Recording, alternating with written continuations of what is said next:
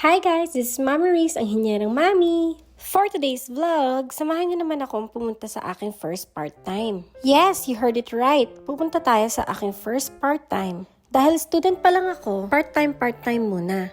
Mostly kasi yung mga na-interviewhan ko na pang-construction, kailangan nila ng full-time. Since student pa lang ako, hindi ako pwedeng makapag full-time. Dito pala sa Toronto, yung bus card ay Presto yung tawag.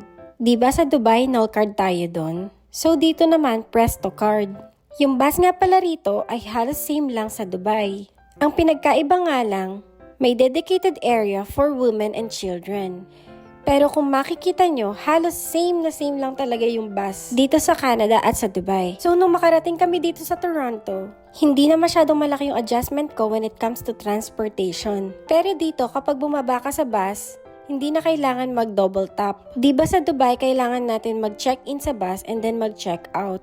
So dito, hindi na kailangan. Yung travel ko na to, papuntang part-time, kailangan ko makasakay ng 2 bus. 2 sakay siya ng bus pero malapit lang yung travel ko. Kapag by car nga, maabot lang ng 10 minutes kapag hinahatid ako ng asawa ko. Pero kapag sumasakay ako ng bus at nagko-commute, kailangan ko ng 45 minutes para mag-travel. Ganun siya kumakain ng oras kapag nagko-commute lang. Kaya mas okay kapag may sariling car. So heto na nga, pababa na ulit ako ng isa pang bus. Alam nyo ba, nung araw na to, sobrang kamalas-malasan ko talaga. Nung unang sumakay ako ng bus, di ba may Presto card pa ako? Tapos, nung pasakay na ako ng second bus, hindi ko na mahanap kung nasan yung bus card ko. So, nung pasakay na ako, sabi ko dun sa bus driver, nahulog yung card ko at bibili na lang ako ulit. Mabuti na lang talaga at pinasakay ako. Hindi ako pinagbayad. Pero usually kasi kapag sasakay ng second bus or other bus, free transfer pa yon, wala yung payment. Basta same bus siya na TTC pa din. Kapag nag-tap ka ng card within 2 hours, yung free travel. So, heto na nga, malapit na ako dun sa mall na pinagtatrabahuhan ko. Usually, nag-work ako doon 8 to 10 hours per week lang.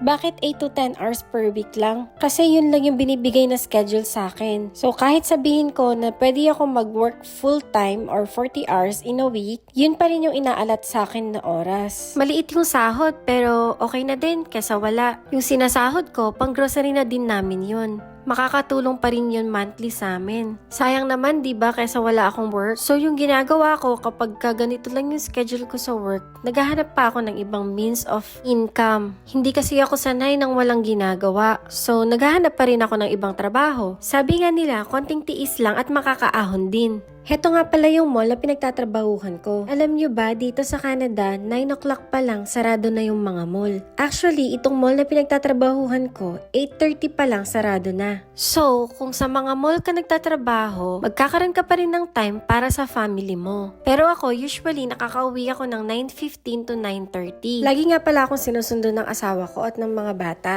Wala na kasing ibang magbabantay sa mga bata, kaya sinasama rin sila ni Daddy. Diba sa Dubai, usually kapag sa mall nagtatrabaho, napakahaba ng oras ng work. Madalas, 1 to 2 o'clock na silang nakakauwi. Pero dito sa Canada, usually 8:30 to 9:30 nagsasarado yung mga mall. Kung sa ganito ka nagtatrabaho, magkakaroon ka pa rin ng time para sa family mo. Yung work ko pala tuwing weekdays lang. Hindi na ako nagpapaschedule ng Saturday or Sunday. Kasi sabi ng asawa ko, time ko naman daw yun for them. Saturday and Sunday means family day. Sa Dubai kasi, 1 day off lang kami doon. I mean yung asawa ko pala. Kasi ako sa Dubai, meron akong off na alternate Saturdays. 2 Saturday in a month lang. So dito sa Canada, medyo nag-laid back kami. Para mas marami kaming time sa family.